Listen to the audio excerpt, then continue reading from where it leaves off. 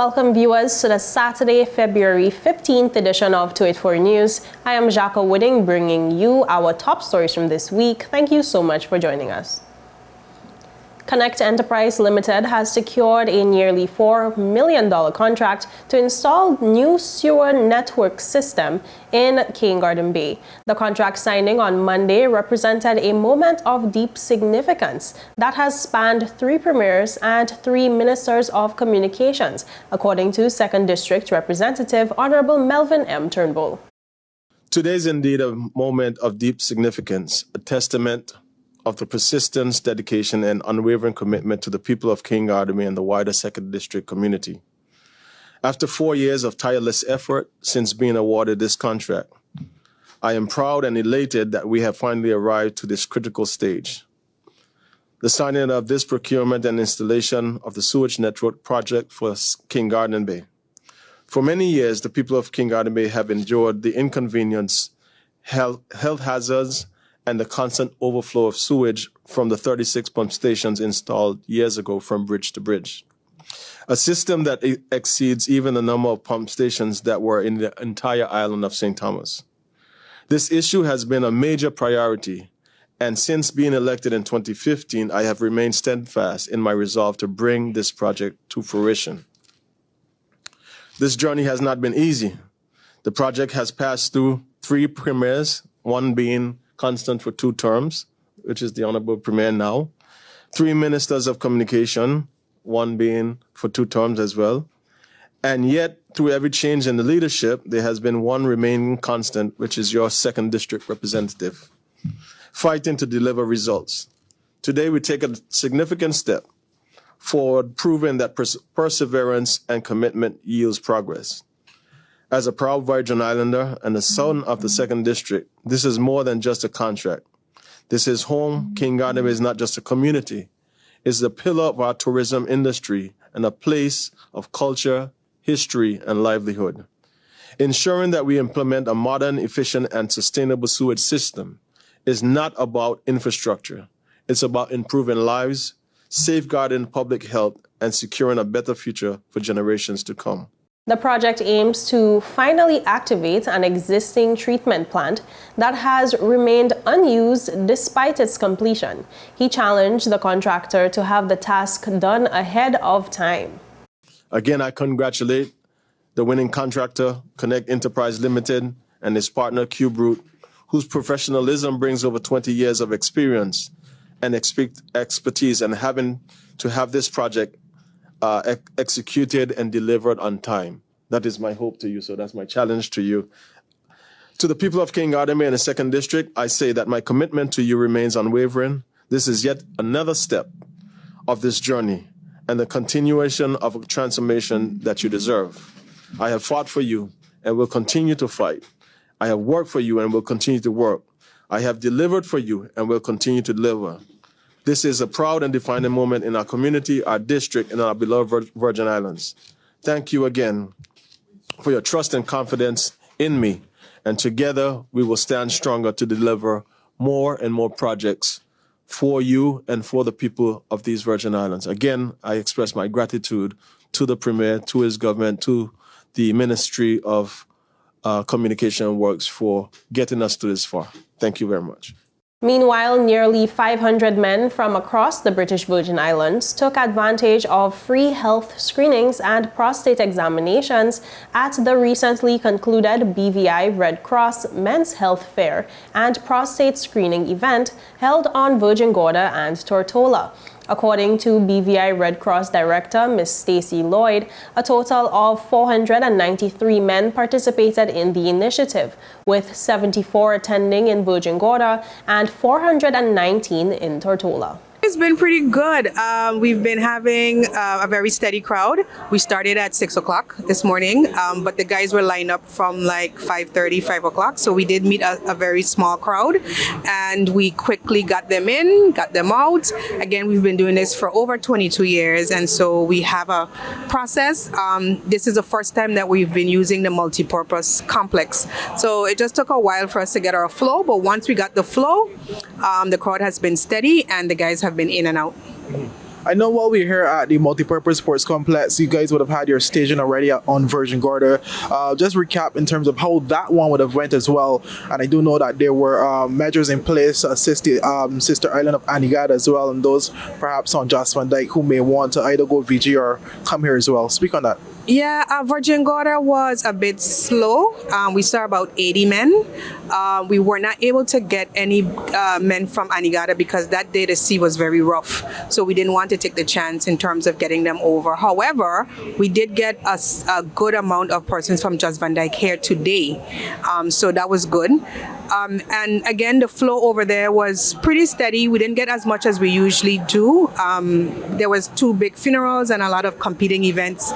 Lloyd also confirmed that most test results from Virgin Gorda had already been returned, revealing that some showed abnormal readings, necessitating further medical follow-ups. We did get a good amount of abnormal results. We've already started to contact the men to come in to start the referral process. Once we get the results, we only call the persons who have abnormal results. If you don't hear from us, that means your results are good, but you can still come to our head office in Johns Hole and get your results for your file and for your medical practitioner. Once the results are abnormal and we call you in, we first do the mental health part because some men are in denial. It's not good news to hear. So once they're willing to take that information, then we do a referral process where they can go on to a neurologist and actually get a specific treatment, do biopsy, more blood work, depending on where the cancer is, or if it's cancer, then the neurologist will then guide them through what treatment they would have to do. His Excellency the Governor Daniel Preuss was also in attendance and underwent several health tests while advocating for the importance of such initiatives in the territory. I'm delighted to be able to come down here today and go through the health screening process myself. I'm 58 years old, so when you get to that age, going through these sorts of checks is really important. And there's nothing to be anxious about or fearful of. The opportunity to come here to the multi-sports complex and be able to go through these various checks, all in one place, I think is just fantastic. And it helps guys of my age to keep themselves informed on their general health, and if any of the tests or the screening do show up anything which needs a bit of further investigation or maybe is a cause of concern, it enables you to do that. So I think it's fantastic that the Red Cross, working with all the providers here, is able to give us all this opportunity to get these checks. And I know that you've got a few more days, haven't you? Certainly tomorrow you'll be up and running as well. People still have the opportunity to come down and get checked out if they haven't yet committed to do so. It's just men, just over 40, but it's a great opportunity to come and get checked out.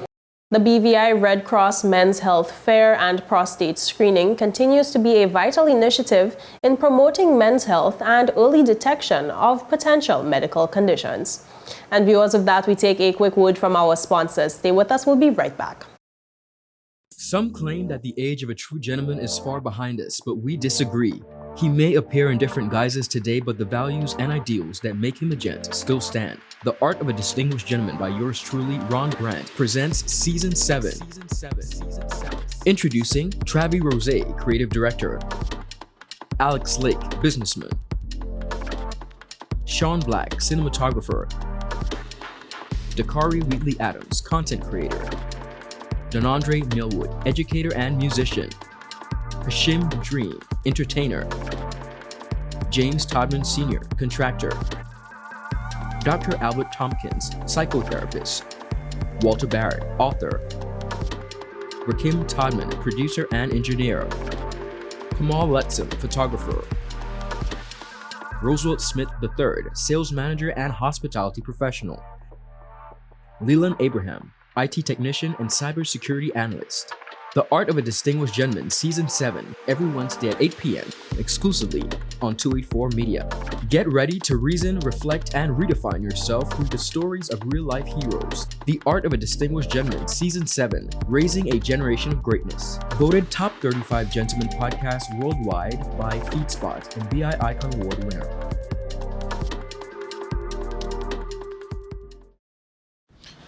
Angie, how can I get my claims paid quick? Rent's due next week. CG processes 99% of claims within 5 days. Remember when I was hang gliding with those goats? I caught a gust of wind and flew right into a moving car. Every appendage was in the cast, and they paid fast and fairly. That's what I get for trusting a man with a mustache and an eye patch. Now I gotta go. I'm meeting the guy who bedazzled my toes. 99% of claims are processed within 5 days. CG Insurance. Good like that. Welcome back and thank you so much for staying with us. Joe Chapman and Zoe Sorrentino emerged victorious as the men's and women's national squash champions following dominant performances in the National Squash Championships held at the Tortola Sports Club last week. In the men's final, top-ranked Joe Chapman faced off against reigning under-17 Caribbean Junior Squash champion Danny Henderson, securing an emphatic win 11-5, 11-1, 11-2. Chapman was in top form from start to finish, executing a clear game plan that saw him dominate the match by attacking Henderson's backhand side. His precision and tactical approach prevented Henderson from finding any rhythm, leading to a commanding performance and another national title to his already extensive collection. Here's a look at those highlights.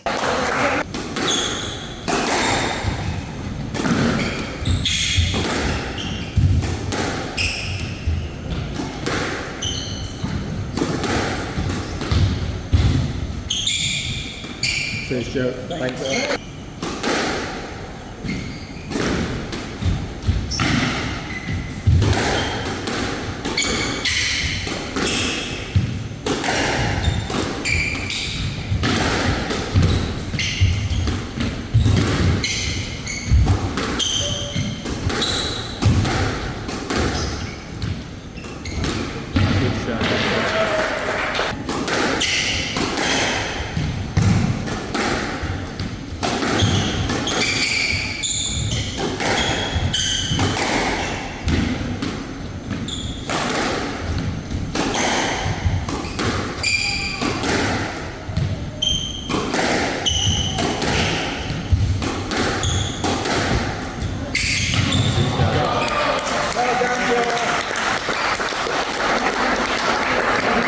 Following his victory in an interview with 284 Media, Chapman expressed his satisfaction with his performance and the competitive level of the tournament. It's been great. I've been playing at a high level since I was about 16 years old, so I've been playing this club championships every single year. Right now, we're doing actually really well. There's more kids coming up, and so to keep winning it is tougher and tougher, but I'm glad that I'm still holding the title for now. And your competitor in the finals, Danny, you know, obviously he would have come off a really successful 2024, you know, being the Caribbean champion in his division. I'm sure he didn't get the best of what he would have liked to leave on the court, but nonetheless, speak on how it was playing, Danny. I'm really proud of Danny for how he's done this year. Like you said, he won the Caribbean Championships for his age group. But there's a big difference between the juniors and how the pros play in terms of strength. I mean, I'm 34 years old. He's, how old is he? 17? So in terms of strength and speed, it's completely different. But over the next 1 or 2 years, he'll get there as well. And the level's just going to go up and up and up for the country and for the club. In the third place match, Gareth Donaldson secured a hard-fought victory over Dion Anselm in 4 games, 11-9, 6-11, 11-9, 11-7. Meanwhile, reigning under-13 Caribbean Junior Squash champion Jacob Noblet Diaz claimed the men's plate title, overcoming Chris Pease 11-9, 11-9, 5-11, 11-8 in a tightly contested battle. In the women's division, BVI's top-ranked female player Zoe Sorrentino put on a stellar performance, defeating Laura Astrid Wigglesworth 11-1, 11-5, 11-1 to claim another national title. Speaking after her win, Sorrentino expressed her excitement about her performance and the growth of women's squash in the BVI. It feels really good. So I haven't been playing, so it feels nice to get back on court and yeah, play against the women. The quality's definitely gotten a lot better, and so it's just great to be part of the community again. Yeah. Okay, and as you said, the talent has gotten better. You would have also heard overall the consensus is that the development of the youth is also projecting and going in a direction where a lot of the older players are proud of. Speak about, especially Delilah, the young Delilah Pease, she would have placed third. Speak about the development of the youth and the trajectory of squash in the Virgin Islands. Yeah, so I think it's definitely down to Adam. He's built this program, I mean, pretty much from the ground up. And it's just amazing to see these youths come in, the quality of squash that they're playing. I mean, they're representing the BVI across the Caribbean and are winning titles. Delilah is a fantastic player. On the court, off the court, she's absolutely fantastic. And I look forward to playing her more. I look forward to playing the youth more, watching them develop and come up against some of us older folk who've been playing for a while.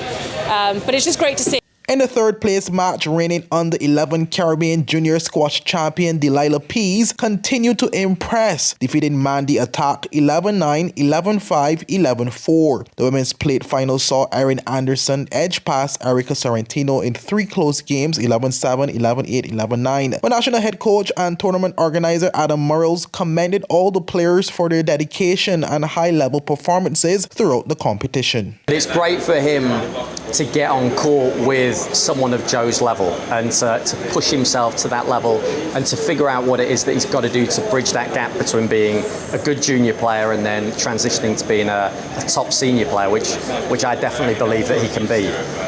So yeah, great on the men's side, and then on the women's side, we've had a few people playing this event that have been away from the sport for a couple of years. So it's great to see them back playing, and they're in their 20s and they're strong players for the BVI. They've represented the BVI at junior level. Erin Anderson and Erica Sorrentino.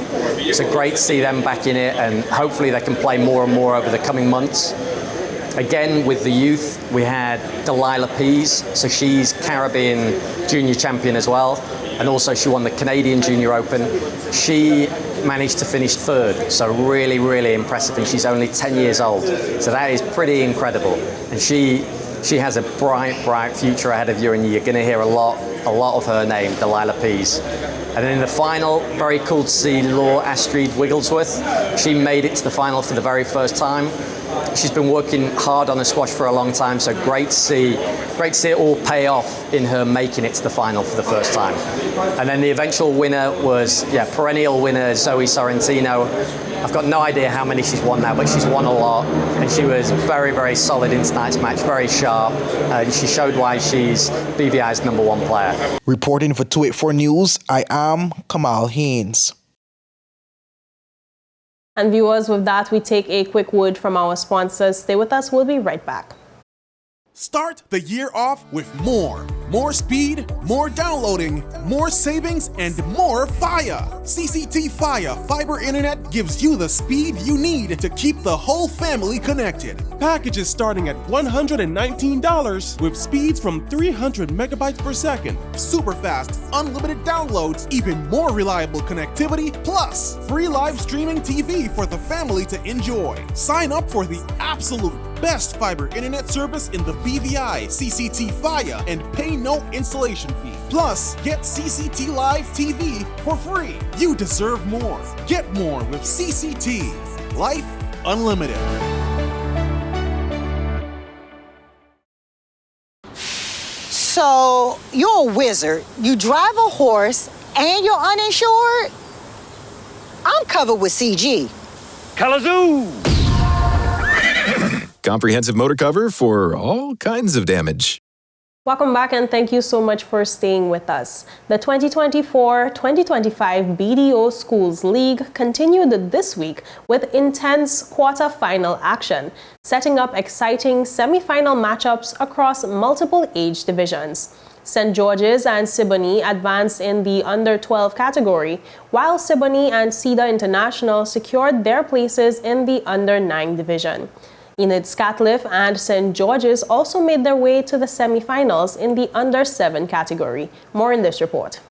Playing in the first under-12 quarterfinal match at the Greenland football field on Tuesday, St. George's, dressed in green, triumphed over Pelican Gate with a 4-2 victory. Gibran Tarabay and Tristan Aguirre both found the net twice for St. George's, while Dylan George and Rodney Prince responded with a goal each for Pelican Gate. In the second under-12 quarterfinals, Siboney secured a hard-fought 1-0 victory over their opponents, with Sharif Kadura scoring a decisive goal in the 22nd minute. While Siboney continued their dominant run by booking a spot in the under-9 semifinals with a commanding 4-0 win over Enos Adams Primary. Keon Paul Williams led the charge with 2 goals, while Luca Boudon and LeBron Foy added 1 each. For the second under-9 quarterfinals was a thrilling encounter decided by penalties, with Cedar International edging past Seventh-day Adventist 3-2. Cedar's goals came from Shawari Pemberton, Sawyer Gizer, and Fraser Bruce, while William Virgil and Xavion Freites were the scorers for Seventh-day Adventists. Meanwhile, in the under-7 division, Enid Scatliff Maroons made a statement with a resounding 5-0 win over Willard Wheatley, securing their spot in the semis. St. George's also advanced in dominant fashion, defeating Enos Adams 6-1. Reporting for 284 News, I am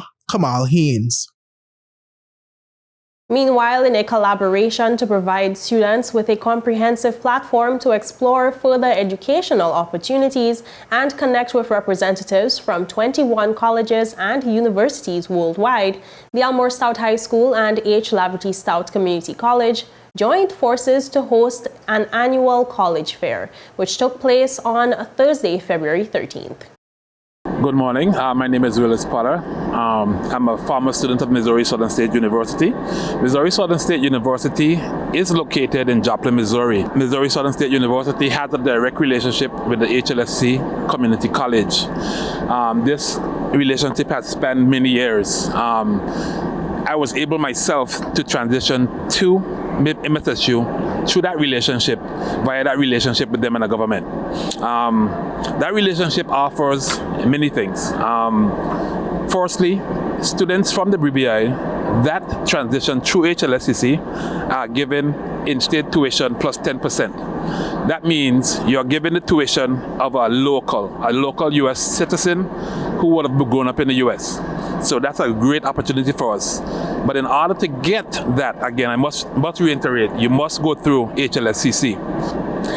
Good morning all. Hi, I am Elgina Gerald, an alumni of the St. George's University in Grenada, also known as SGU. SGU is located in the Caribbean. It's the #1 medicine school in the region that offers a Caribbean experience in addition to an international experience. SGU has 4 courses, 4 programs: medicine, biology, veterinarian, and undergraduate degree in sociology or psychology. I would encourage our students to give SGU a try. The reason being, SGU offers you the opportunity of a international experience yet in the Caribbean. It's affordable, and it also offers scholarships to Caribbean students. In addition to, you get a partial scholarship, you can also get a full scholarship. Hi, good morning. My name is Carol McCullin, and I'm here with the Scholarship Unit representing the Ministry of Education, Youth Affairs and Sports. And we consider it an opportunity that we really appreciate to be here to be able to give information in reference to the Virgin Islands Scholarship Program. The portal is open right now. Applications are currently being accepted online, and you can apply at bvigov.smapply.io.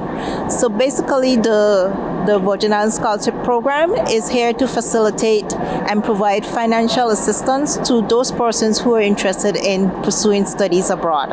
So if you're interested, please check us out. Thank you. Good morning and welcome to the fair today, the transfer fair here at the Multipurpose Sports Complex in Roetown. My name is Deborah Hodge and I'm representing the H. Laverty Stout Community College. My name is Dana Lewis Ambrose, representing the HLSCC, Head of Business and Computer Studies Department. So today we want to just welcome everyone to come out. This initiative is a partnership between the Elmore Stout High School and the H. Laverty Stout Community College.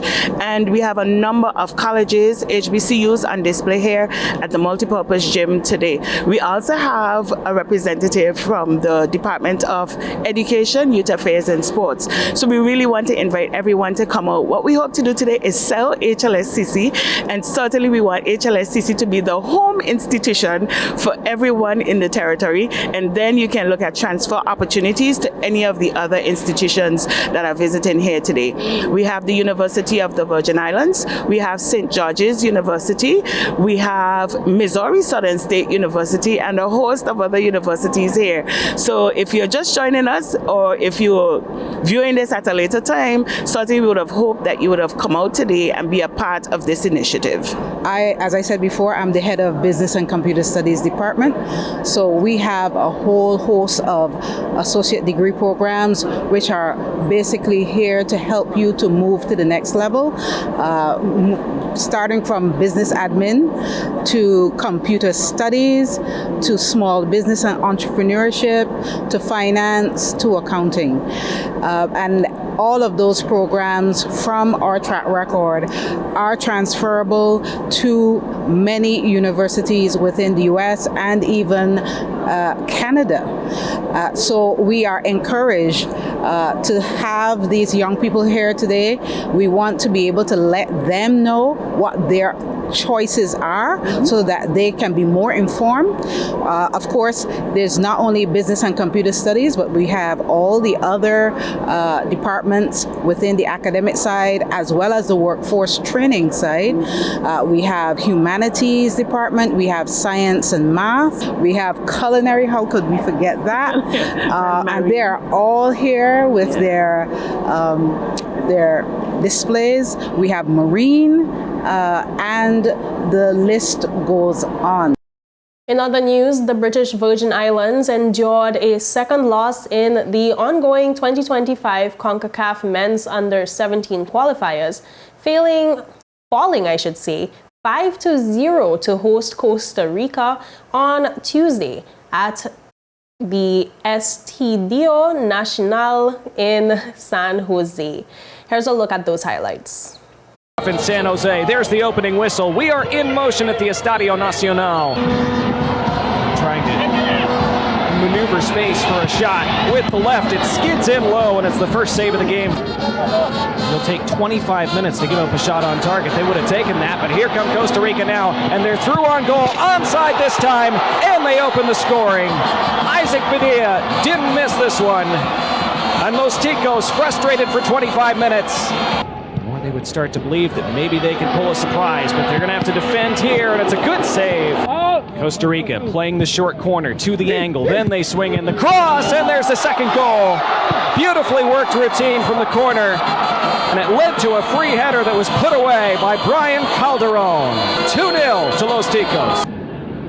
They've shown well in this opening half, but Costa Rica doing what you'd expect so far, even if it took them a little bit longer than you might have expected. Good atmosphere for the host nation, as you'd expect. And we are back in motion for half number 2 for the run of Isaac Padilla, who tries to muscle his way in, and Padilla crosses. Still rolling around, it's off the line. And then was there a push? There was. It's a penalty for Costa Rica. And Marcus Brown scores. Beautifully taken into the corner. Whiteside went the right way, but it did not matter. And Los Ticos have grace. Umanya into the 6-yard box, and it is more. It is 4. And for a second time tonight, the set piece pays off. And for a second time, it is Brian Calderon who is on the end of it. Costa Rica seeking that 5th. They're in, and they spread it in front. Goalkeeper kicks it partially away. And the next one creeps in, and it is 5 for Costa Rica. It seemed to roll in slow motion, but the finish was true from Nick Bennett. Costa Rica, as expected, coming in. Too much for them in the end. As there is the full-time whistle, and Costa Rica cruise in the end. They score 5 this time after 12 a couple nights ago. And 5. This defeat follows the BVI's 3-1 loss to Trinidad and Tobago the previous Sunday. And viewers, that's it for today's news roundup. Be sure to follow us for daily news updates at 284media.com, on our WhatsApp channel, and on Facebook at 284media and 284BVI on Instagram and X, formerly Twitter. I'm Jacko Wooding, and I'm hoping you have a safe and enjoyable weekend and that you had a lovely Valentine's Day. Goodbye.